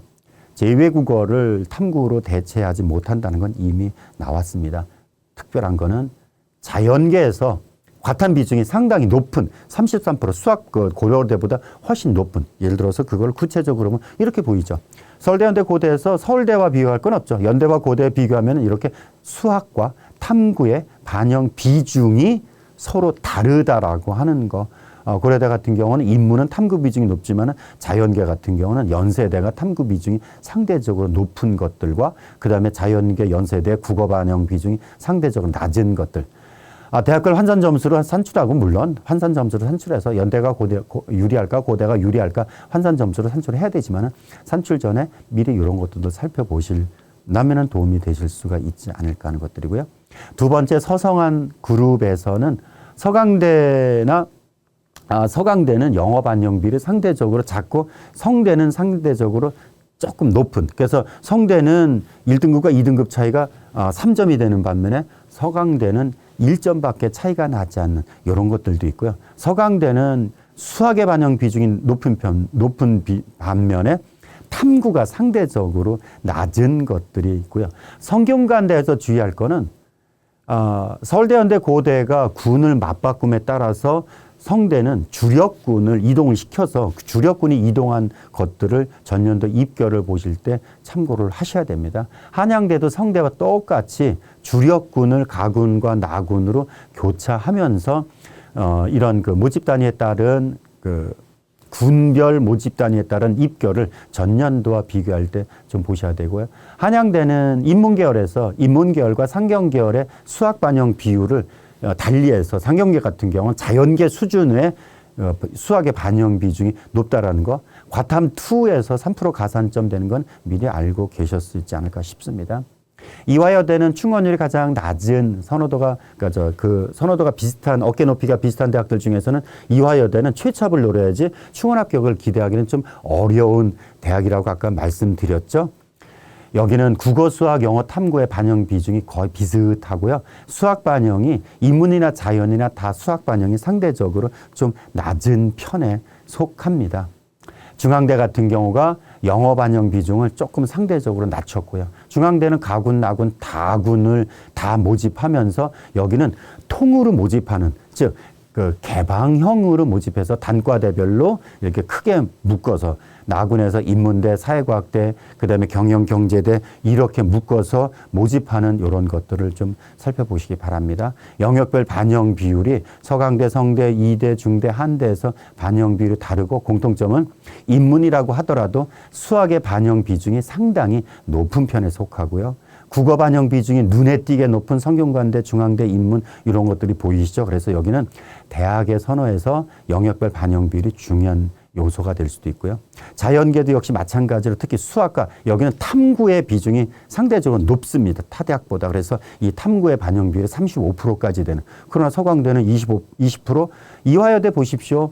수학의 반영이 조금 높다라고 하지만 거의 균등한 이런 이화여대는 그러니까 골고루 잘한 이런 친구들이 지원하기에 적합한데 근데 올해처럼 수능이 난도가 높아진 경우는 내 영역을 골고루 잘하기가 쉽지 않죠. 그러니까 올해 이화여대는 상대적으로 예상 점수보다 좀 낮아질 가능성이 있는 게 골고루 잘하는 학생들이 상대적으로 적다. 근데 여학생 친구인데 이화여대 고민한다면 이런 점도 주목해서 보실 수가 있을 것 같고요. 세 번째 그룹에서는 중앙대를 제외한 경희대, 시립대, 외대 요쪽 라인이고요. 경희대는 영어 극간 차이가 1등급과 2등급 차이가 무려 8점입니다. 그러니까 2등급을 받은 친구들. 이번에 영어가 어려워서 1등급 비율이 6%밖에 6.5%, 6.3%밖에 되지 않는데 영어에서 실수한 친구들은 경희대는 조금 조심해야 되지 않을까. 한국사가 5% 반영되는 특징이 있지만요. 실질적으로 그 변수는 그렇게 크게 작용하지 않고요. 경희대는 수학을 잘했느냐 못했느냐에 따라서 인문계열, 사회계열 두 개 중에서 선택할 수가 있습니다. 시립대는 아까 시간대별 경쟁률에서 눈치 싸움이 가장 덜한 요 대학의 특징이라는 것이 있고요. 영어 반영이 외형 비율로 봐서는 20%, 25%이긴 하지만은 1등급과 2등급 차이가 불과 2점밖에 차이가 나지 않기 때문에 영어 반영 비율이 그렇게 높지가 않고요. 올해 수학의 반영 비율을 상대적으로 높였습니다. 맨 밑에 보면은 국어, 수학, 영어, 탐구에서 그 수학을 20%, 영어를 수학 30, 영어 20 반영하던 거를 반영 비율을 높였지만은 탐구를 낮추고 수학과 영어를 비율을 높였지만은 영어의 비율이 25%이긴 하지만 실질 반영 비율이 높지 않다 그러면은 바로 시립대는 수학의 반영 비율이 작년보다 확 높아졌다. 라고 하는 거를 좀 보실 수가 있을 것 같고요. 외대도 가군, 나군, 다군으로 모집하는데 다군은 경영학부만 모집하고요. 건국대는 영어 반영 비율이 상대적으로 낮습니다. 요 특징들이고요. 건국대도 경희대처럼 계열별로 자연계에서 1, 2로 선발하는 이런 특징들도 있는 거 보십시오. 그래서 영역별 반영 비율을 보면은 인문계 쪽에서 건국대가 수학을 잘했느냐 못했느냐에 따라서 선택할 수 있는 모집 단위가 인문 1, 인문 2로 구별되고요. 경희대도 구별되고 시립대도 구별됩니다. 그러니까 이쪽 경희대, 시립대, 건대 특징은 인문 계열에서 수학을 잘했으면은 지원할 수 있는, 수학을 조금 덜 잘했으면은 지원할 수 있는 이런 모집 단위가 2개 그룹으로 나눠진다라고 하는 거에서 어떤 대학을 목표로 한다. 꼭 건대를 가고 싶다, 꼭 경희대를 가고 싶다라고 한다면 수학의 점수에 따라서 선택할 수 있는, 특히 경희대 같은 경우는 시립대는 수학의 반영 비율이 인문 1, 인문 2가 5%밖에 차이가 나지 않습니다만은 경희대는 10% 차이 납니다. 그러니까 경희대는 수학에 따라서 학과 선택이 확실히 달라져야 되는 이런 것들이 특징이 보이고, 건국대는 인문에서 보통 탐구의 비중이 높은 거는 자연계 쪽에 탐구가 비중이 높은데요. 건국대는 인문에서도 탐구 비중이 상당히 높습니다. 25%라고 한다면. 그래서 요것들도 그래서 영역별 어떤 그런 유분리를 따져보고 선택한 것들도 이런 영역별 반영 비율을 어깨높이가 비슷한 대학들, 경희대나 시립대는 가군, 나군에 있고 건국대도 가군, 나군, 다군에 있기 때문에 이 대학들은 전부 다 가군, 나군에서 학과를 고민할 수 있다라고 하는 것들도 보이죠. 자연계 모집 단위에서 건국대 자연2 같은 경우는 탐구 반영 비율이 30%로, 그러니까 여기는 결국 수학, 과학이 60% 반영 비율, 엄청난 반영 비율입니다. 그래서 요것들도 반영 비율은, 그러니까 이게 환산 점수로 들어가면은 묻혀요. 이런 비율에 대한 이런 개념들이. 그래서 지원하기 전에 학교를 선택할 때 요거를 꼭 확인해 보십사라고 하는 거. 여기에서는 영역별 반영 비율이 정말 중요하다라고 하는 거, 그리고 충원에 의한 충원율 정도에 대한 합격 가능성을 체크해 보는 거, 요거 정말 필요합니다. 사실 아래쪽 대학으로 내려가면요, 군별 충원 루트가 잘 안 보여요. 그렇지만은 요 라인까지는, 서울의 15개 대학 라인까지는 반영 비율이 너무 차이 난다? 그 다음에 군별로 충원 루트가 아까 서강대, 성대, 한대의 가군, 나군 이렇게 비교해 보여드렸죠. 바로 그렇게 달라질 수 있는 거 꼭 보시고, 그 밑에 이제 중상위권대학의 동국대, 숙명여대, 홍익대 라인에서는 숙명여대가 작년에 100분위 점수에서 올해 표점 반영으로 달라지면서 전년도 입결 활용하는데 좀 주의를 해야 되고요. 그 다음에 숙명여대는 모집 아까 건국대나 경희대나 시립대는 인문 1, 2, 자연 1, 2 이렇게 크게 2계열로 구별한 반면에 숙명여대는 영역별 반영 비율을 달리하는 모집 단위가 상대적으로 좀 많고요. 그 다음에 통계학과 같은 경우가 작년 같은 경우에 수학을 잘했으면은 통계학과 같은 경우 국어나 탐구 중에서 하나만 반영하기 때문에 수학을 잘한 친구가 국어나 탐구 중에서 하나 좀 실수를 한 과목이 있다 그러면 선택할 수 있는 게 통계학과에 있는데, 올해는 국어 탐구를 다 같이 4개 영역을 반영하니까 골고루 다 잘해야 되는 이런 것들이 있고요. 응용물리는 물리 선택을 하면은 가산점 부여하는 이런 특징들. 그 다음에 홍익대 같은 경우가 국어, 수학, 영어 탐구를 25%씩 반영해서, 홍대는 작년에 모든 과목을 다 잘해야 되는 이런 거였는데 올해는 국어, 수학의 비중을 높여서 30%씩 반영하는, 그리고 자연계 쪽에서 상대적으로 탐구의 반영 비율이 높은 대학이 홍익대, 이런 것들도 좀 보시고요. 그래서 영역별 반영 비율은 똑같이 살펴보십시오. 이 자료들을 우리 부모님들이나 학생들이 보시면서 다 기억하고 암기할 필요는 없어요. 근데 이걸 보시면서 이쪽에서는 국어, 수학, 탐구의 반영 비율이 너무 이렇게 학교마다 또 모집 단위마다 다르네? 이런 특징을 보신다면 영역별 반영 비율을 꼭 살펴보고, 탐구를 이렇게 속된 말로 망쳤다라고 할 때 선택할 수 있는 대학이 충분히 있다. 그러니까 내 총점만 가지고, 아까 기계적인 수능 성적표에 인쇄된 이 점수의 총점을 합하고 그 점수를 가지고 가느냐 못 가느냐를 따지는 것이 아니라, 이렇게 대학마다 나의 점수가 유분리함이 달리 나타날 수 있다라고 하는 거, 요거를 꼭 살펴보시기 바랍니다. 숙명여대 자연계는 수학과 통계학과 의료학과 이게 반영비로 다르고요. 통계학과는 물론 뭐 수학이 중요하다라고는 하지만은 수학 반영비율이 50%입니다. 요것들 좀 보십시오. 이제 그 여대 라인에서 보면은 여대 라인은 공통점이 덕성여대, 동덕여대, 서울여대 요 여대들은 자연계 쪽 아이들을 상당히 우대한다라고 생각하시면 됩니다. 즉 자연계 모집 단위에서 그 미적, 기하, 확통 어떤 과목을 응시해도 상관없이 다 지원할 수 있습니다라고 열어놓고 자연계 쪽 아이들 미적, 기하나 과탐에 가산점을 부여하기 때문에 자연계 쪽 아이들이 정말 유리한 대학이고요. 덕성여대는 작년에 국수영탐을 이렇게 정해진 비율로 30, 20, 25, 25 반영하다가 올해는 국어, 수학, 영어 중에서 잘한 거를 30%, 30%, 15%로 순서대로 배열한다. 이런 이렇게 반영 방법이 바뀐 게 특징이고, 덕성여대는 탐구 하나 망쳤어도 괜찮지만은요, 동덕여대는 탐구 2개를 다 잘해야 되는. 그러니까 덕성여대, 동덕여대는 이렇게 반영들이 정말 다르기 때문에 선택이 덕성여대가 좀 더 좋은데요. 동덕여대가 좀 더 좋은데 이런 감성적인 측면이 아니라 반영 방법에 따라서 선택 대학들이 달라지고요. 덕성여대는 수학, 미적, 기하에 5% 가산점이지만 동덕여대는 10% 가산점이니까 수학을 잘했느냐 내지는 탐구를 잘했느냐. 그러니까 동덕여대는 수학도 잘하고 탐구도 잘한 친구라고 한다면 동덕여대에서 강점이 있지 않을까 하는 것들이죠. 서울여대는 탐구 하나만 반영하는 특징이니까 역시 덕성여대처럼 탐구 잘 못한 친구들이 가는데 여기는 독특하게요. 컴퓨터 관련 모집 단위와 수학과에서 기하에만, 미정이 아니라 기하에만 10% 가산점을 주는 아주 특이한 형태입니다. 그 다음에 과탐에 10% 가산점을 주는 모집 단위들도 있고요.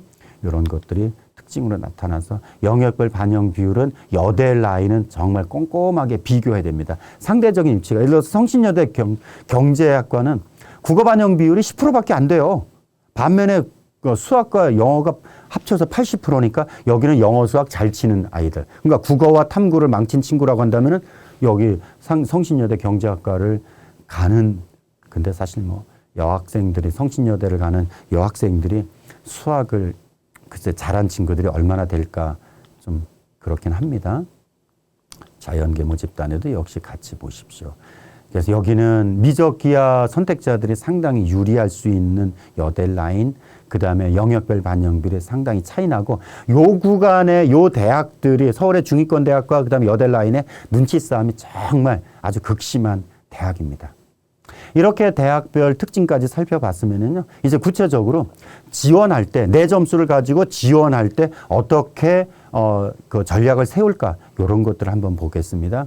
일단은요, 문 닫고 들어가는 최종 끝자락 점수를 찾으려고 애쓰지는 마십시오. 그거는 쉽지 않습니다. 그래서 몇 점에 합격해요를 찾는 것이 아니라 요 정도면은 합격권에 들 수 있어요. 이렇게 접근을 해 들어가야 됩니다.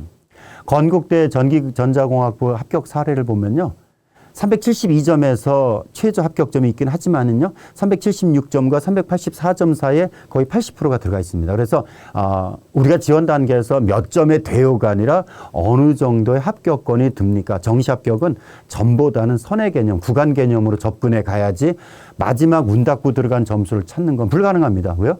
바뀝니다. 그 바뀌는 사례를 한번 보여드리도록 할게요.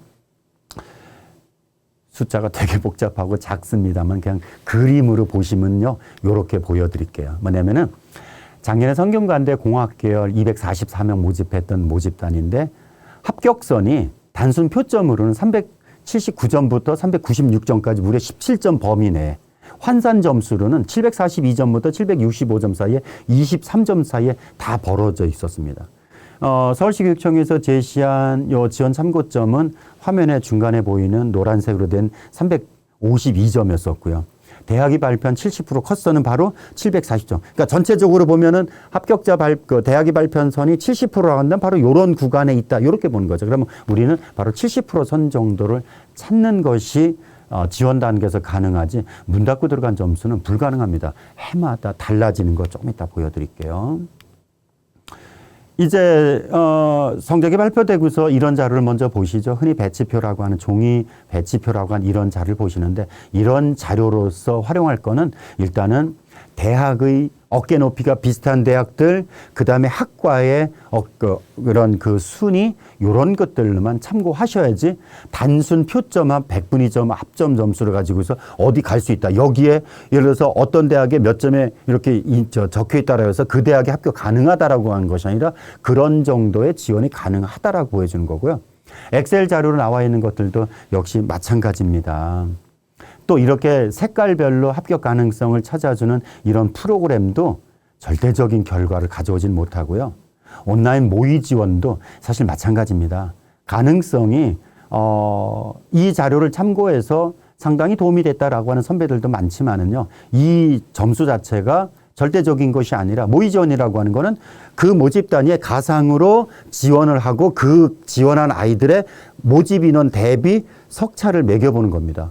근데 그게 원서 접수 시작하고서 요이 땡 해서 원서 접수해서 들어오는 인원이 아니라 지금부터 그 점수 결과 발표된 다음부터 지금 계속 모의 지원하면은 쌓이죠. 그럼 초기엔 어떨까요? 던지는 식으로 희망하는 대학에 지원하는데 그 아이들의 성적은 당연히 높거나 낮거나 뒤죽박죽 될 수도 있기 때문에 지원 가능성이 정확하지는 않습니다. 합격을 보장해주는 배치표 찾지 마십시오. 그런 거는 배치표란 자료는 없습니다. 단지 지원할 때 요 정도 점수면은 한 70% 되겠네요. 참고점 자료입니다. 일단은 정시 전형에서는 그 성적표에 인쇄되는 단순 점수가 영역별 반영 비율이라든지 가산점이라든지 이런 거에 따라 달라질 수 있고 또 모집 단위에 몇 명이 들어오느냐. 즉 정시에서는 여러 가지 변수로 달라진 점수를 가지고 지원한 아이들 중에서 석차가 우수한 아이를 뽑는 것이지 몇 점 이상을 뽑는 게 아니죠. 근데 몇 점의 대요라는 질문 자체가 이래서 안 맞는 거라니까요. 몇 점의 대요가 아니라 정확한 질문을 하면은 전년도에 몇 점 정도가 지원했어요는 가능하지만은 몇 점의 합격해요라는 점수를 찾을 수가 없는 게 그 점수대에서 지원한 지원자들이 많고 적음에 따라 상대적인 위치에 따라 달라질 수 있으니까 지원 가능점을 찾고 변수를 잡고 활용해 보는 거죠. 모의 지원은 절대 신봉할 수 있는 그런 절대치가 아닙니다. 과학이 아닙니다. 통계치라고 한다면은 예측 결과는 달라질 수 있죠. 그래서 일단은 복수의 대학을 설정하고 그 대학들의 이런 변수를 다양하게 찾아보는 것이 필요합니다. 첫 번째 단계에서는 당연히 단순 점수 합 기준으로 입시기관에 나온 자료나 아니면 전년도 70% 합격은 어디가 대입정보 포털 어디가 공개되어 있죠? 이거를 활용할 수도 있습니다. 그러나 요 점수, 요 단순 점수를 가지고 가군, 나군, 다군별로 3개, 4개, 5개 정도의 군별 대학의 대학 모집단을 큰 틀에서 살펴보고 그 다음에는 환산점을 찾아봐야 됩니다. 환산점은 대입정보 포털 어디가 대기업에 있는 대입정보 포털 어디가 자료를 활용할 수도 있고요. 서울시 교육청이 제작해서 배포하는 센진학이라는 이름. 이게 센진학이 세다는 게 아니라 서울 에듀케이션 네트워크의 약자로서 센이라는 이름을 쓰는데요. 이 센이라는 이름은 올해 정시에서 좀 친근하게 가까이 하실 필요가 있을 겁니다. 요 센진학에 대한 조금 이따 말씀드리는데요. 그래서 요런 환산점 자료를 가지고 좀 보시고 그렇게 하신 다음에 모의 지원 사이트를 통해서 모의 지원을 통해서 내가 만약에 여기 지원한다면은 어느 정도의 석차에다가 어느 정도의 합격 가능성이 됩니까를 살펴보시는데 꼭 사교육 자료만 활용하실 필요는 없습니다. 대기업이 제작한 어디가에도 모의 지원 서비스를 통해서 대략적인 위치를 찾아보실 수도 있습니다. 아까 센진학 말씀드렸죠. 센진학은 서울시교육청에서 제작하고 각 시도교육청에 활용할 수 있도록 배포를 합니다. 근데 왜 서울시교육청 프로그램이 상담 프로그램에서 그래도 좀 도움이 되느냐라고 하면요. 일단은 공교육권의 선생님들이 만든다는 거. 두 번째는 입시기관의 자료들은 대부분 표본 자료를 가지고 추정하는 자료입니다. 통계 자료의 추정치에 불과합니다. 예를 들어서 1000명, 2000명의 데이터를 가지고 수능 전체 응시 인원을 추정하는 이런 자료거든요. 근데 서울시교육청은요, 실 데이터를 전체 응시 인원의 3분의 1 정도 데이터를 올해 자료는 과탐을 응시한 20만 명 정도의 수험생 중에서 이미 수합한 게 5만 6천 건. 그 다음에 사탐 21만 명이 올해 응시했는데 그 중에서 6만 2천 명의 실 데이터를 확보를 하고 그 점수를 쭉 점수 순으로 나열하고 거기에 석차를 산출하고 그 인원을 그 대학별 가군, 나군 모집 인원과 대비시켜서 지원 가능권을 잡습니다. 그러니까 실 데이터에 의한 예측 프로그램이라는 측면에서는 상당히 신뢰할 만하고요. 그렇지만 아무리 이렇게 실 데이터 바탕으로 만들었다고 하더라도 한계는 있죠. 뭘까요? 지원 경향성은 해마다 달라지고 지원 단계에서 올해 같은 경우는 눈치 싸움이 심하니까 눈치 싸움이 심할 거를 어느 정도까지는 예상한다 하지만 그거를 실제 점수에 반영하지 못하기 때문에 지원 가능성을 반영하기는 어렵죠. 그래서 이런 그 실데이터 인원을 가지고 지원 가능하다는 점수를 찾는다면은 거기에서 변수를 활용해서 보셔야 됩니다. 일단은 서울시교육청이 만든 지원 참고점 작년에 어느 정도 신뢰성이 있느냐 숫자가 좀 복잡한데 이렇게 보시면 됩니다. 여기에 서울시교육청의 지원 참고점 자료가 실제 대학이 발표한 자료하고 어느 정도 차이가 있느냐. 두 번째 회계 세무학과를 한번 보십시오. 잠깐요. 그러면 서울시교육청에서 작년에 575점 정도면은 지원해 볼 만합니다. 근데 결과로 입시가 끝나고 나서 대학이 발표한 자료 보니까 574. 그게 큰 차이가 안 나죠. 화면에서 그 가운데 있는 요 숫자는 교육청이 예상한 점수와 실제 70% 합격선의 차이인데 그렇게 크지가 않죠. 그게 70% 성적이니까 실제 아래쪽에 80% 90%까지 가면은 거의 합격권 내에 들었다. 이렇게 보실 수가 있죠. 물론 중간에 응용 영어 통번역학과 이따 좀 이따 보겠습니다만은 뭔가 점수 차이가 나는데요. 점수 차이가 나는 모집단이 있지만은 대체적으로 이 정도의 신뢰도가 있다. 의치안 쪽에도 작년 자료와 실제 결과를 비교해 봤습니다. 요거는 전국의 의예과 지원 가능 점수가 작년에 요랬는데 서울시교육청에서 예상한 거야. 실제 70% 결과 점수 차이하고 비교해 보니까 그렇게 큰 차이가 나진 않았습니다. 아주대 의학과 같은 경우는 예상했던 점수보다 한 7점 정도가 남았다라고 하지만은 모자란 점수로는 그렇게 없다라면은 작년에 센진학을 참고로 해서 지원했다라고 한다면은 거의 다 합격권 내에 들었다. 이렇게 말씀드릴 수 있습니다. 그렇지만은요, 서울시교육청 자료를 포함해서 어떤 기관이든지 이런 지원 참고점 자료는 조금 더 주관을 가지고 보셔야 되고, 그거를 보시기 전에 어떻게 자료가 나열되는지를 먼저 보실 필요가 있습니다.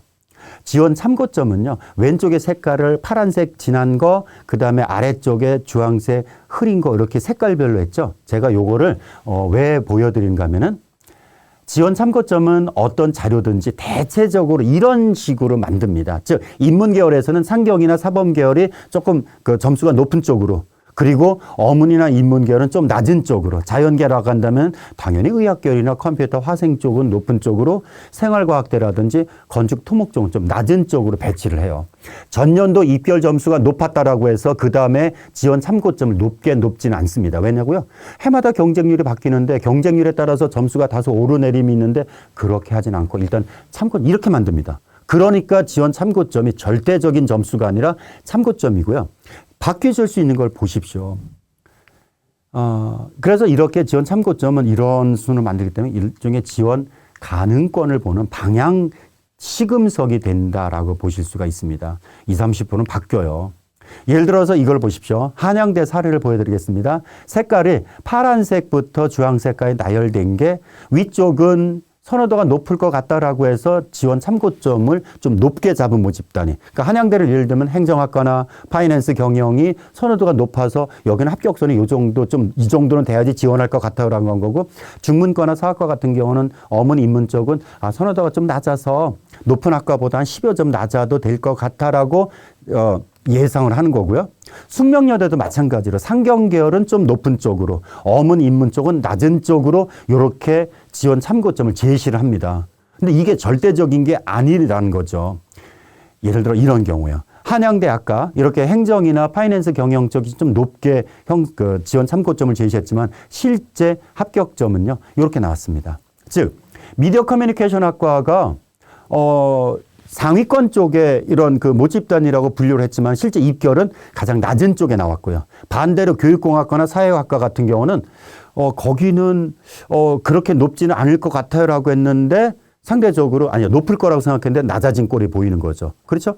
사학과 같은 경우가 가장 낮을 거라고 생각했지만은 중위권으로 올라갔습니다. 즉 파란색이 위쪽, 주황색이 아래쪽이고 하얀색이 중간 정도인데 멀리서 큰 그림으로 보시면은 색깔이 그렇게 변화된 건 미디어 커뮤니케이션 학과나 교육공학과, 사회학과 같은 경우가 다소 변화가 있네. 큰 틀에서 변화는 없지만은 그러나 모집 단위 순위가 예상했던 모집 단위 순위와 입결 모집 단위가 일치하는 건 아니다. 이게 바로 변수가 작용하는데 그 변수는 복잡하지만 이렇게 인원의 변수, 경쟁률의 변수, 또 시간대별 블라인드 이런 경쟁률 이런 것들이 충분히 이 요소로 작용한다. 이런 거를 참고하시라는 거죠. 예를 들어서 경희대 사례만 뽑아봤습니다.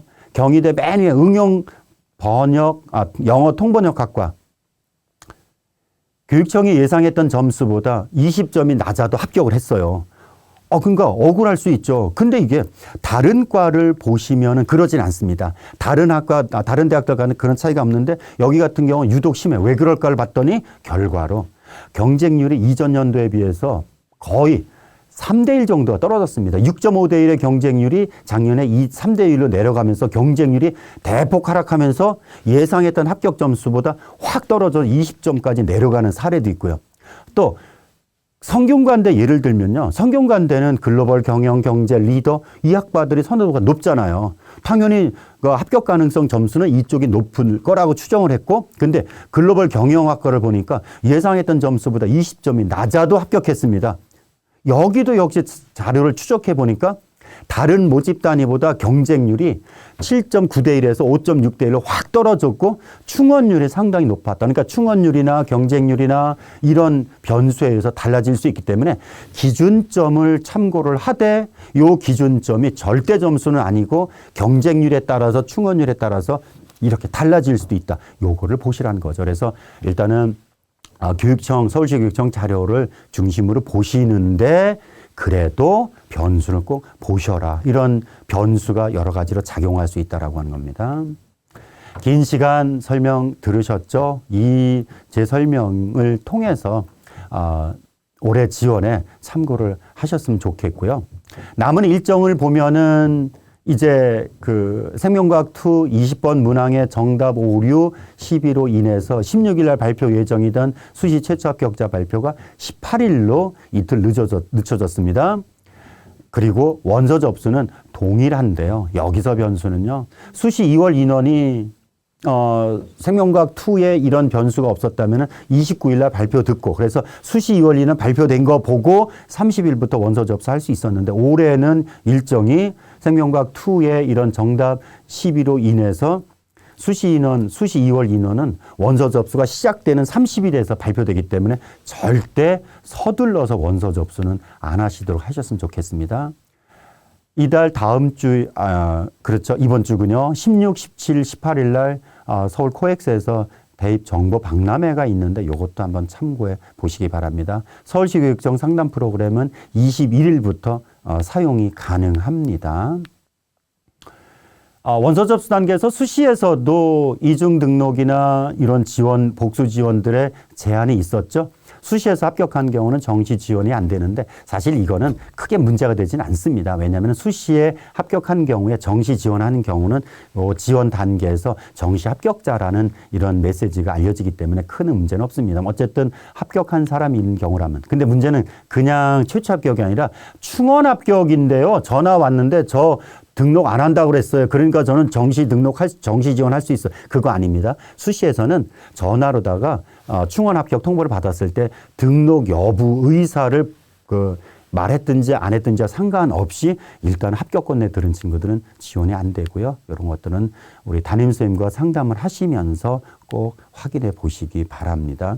추가 모집 아까 말씀드렸죠. 추가 모집 올해는 또 하나 기회로 삼을 수도 있고 지역 대학들은 추가 모집 인원이 상당히 많을 수도 있습니다. 근데 이거는 수시 정시는 대기업에서 이렇게 일괄적으로 발표하는 자료가 있습니다만 추가 모집은 대학별 자료를 꼭 확인하셔서 2월 20일 이후에 꼭 활용을 하십시오. 울산교육청 자료도 물론 활용하는 데 큰 도움이 될 거라고 봅니다. 근데 서울에 있는 서울교육청이 만든 서울진로진학정보센터 가면요. 공개되는 자료가 상당히 많습니다. 오른쪽 하단에 있는 대입 정시 전형과 그다음에 아까 말씀드린 센진학이 학생 학부모 진학상담 프로그램이라는 이름으로 온라인으로 활용이 되어집니다. 이렇게 점수 넣으면은 갈 수 있는 대학들 활용해 볼 수 있고요. 텍스트 자료들도 많이 있습니다. 또한 교육청 자료 이외에 대교협에서 만들어서 운영하는 대입정보 포털 어디가에서도 성적 입력해서 지원 가능권을 찾아볼 수 있는 이런 서비스도 진행되고요. 그 다음에 전화 상담 가능합니다. 아침 9시부터 밤 10시까지 전국에 380명의 각 학교의 진학부장급의 진학 전문 선생님들이 380명이 계세요. 그 선생님들이 아침 9시부터 밤 10시까지 전화 상담 대기 중입니다. 1600-1615로 전화하시고 전화 상담이 좀 번거롭다 그러면 온라인으로 상담 내용을 올리시면은 바로바로 답글이 올라갑니다. 그래서 교육청 자료나 이런 그 대기업 자료들을 활용해서 모쪼록 정시에서 수시에서 그 누리지 못한 합격의 기쁨을 정시에서는 꼭 누리시기를 기원하겠습니다. 감사합니다.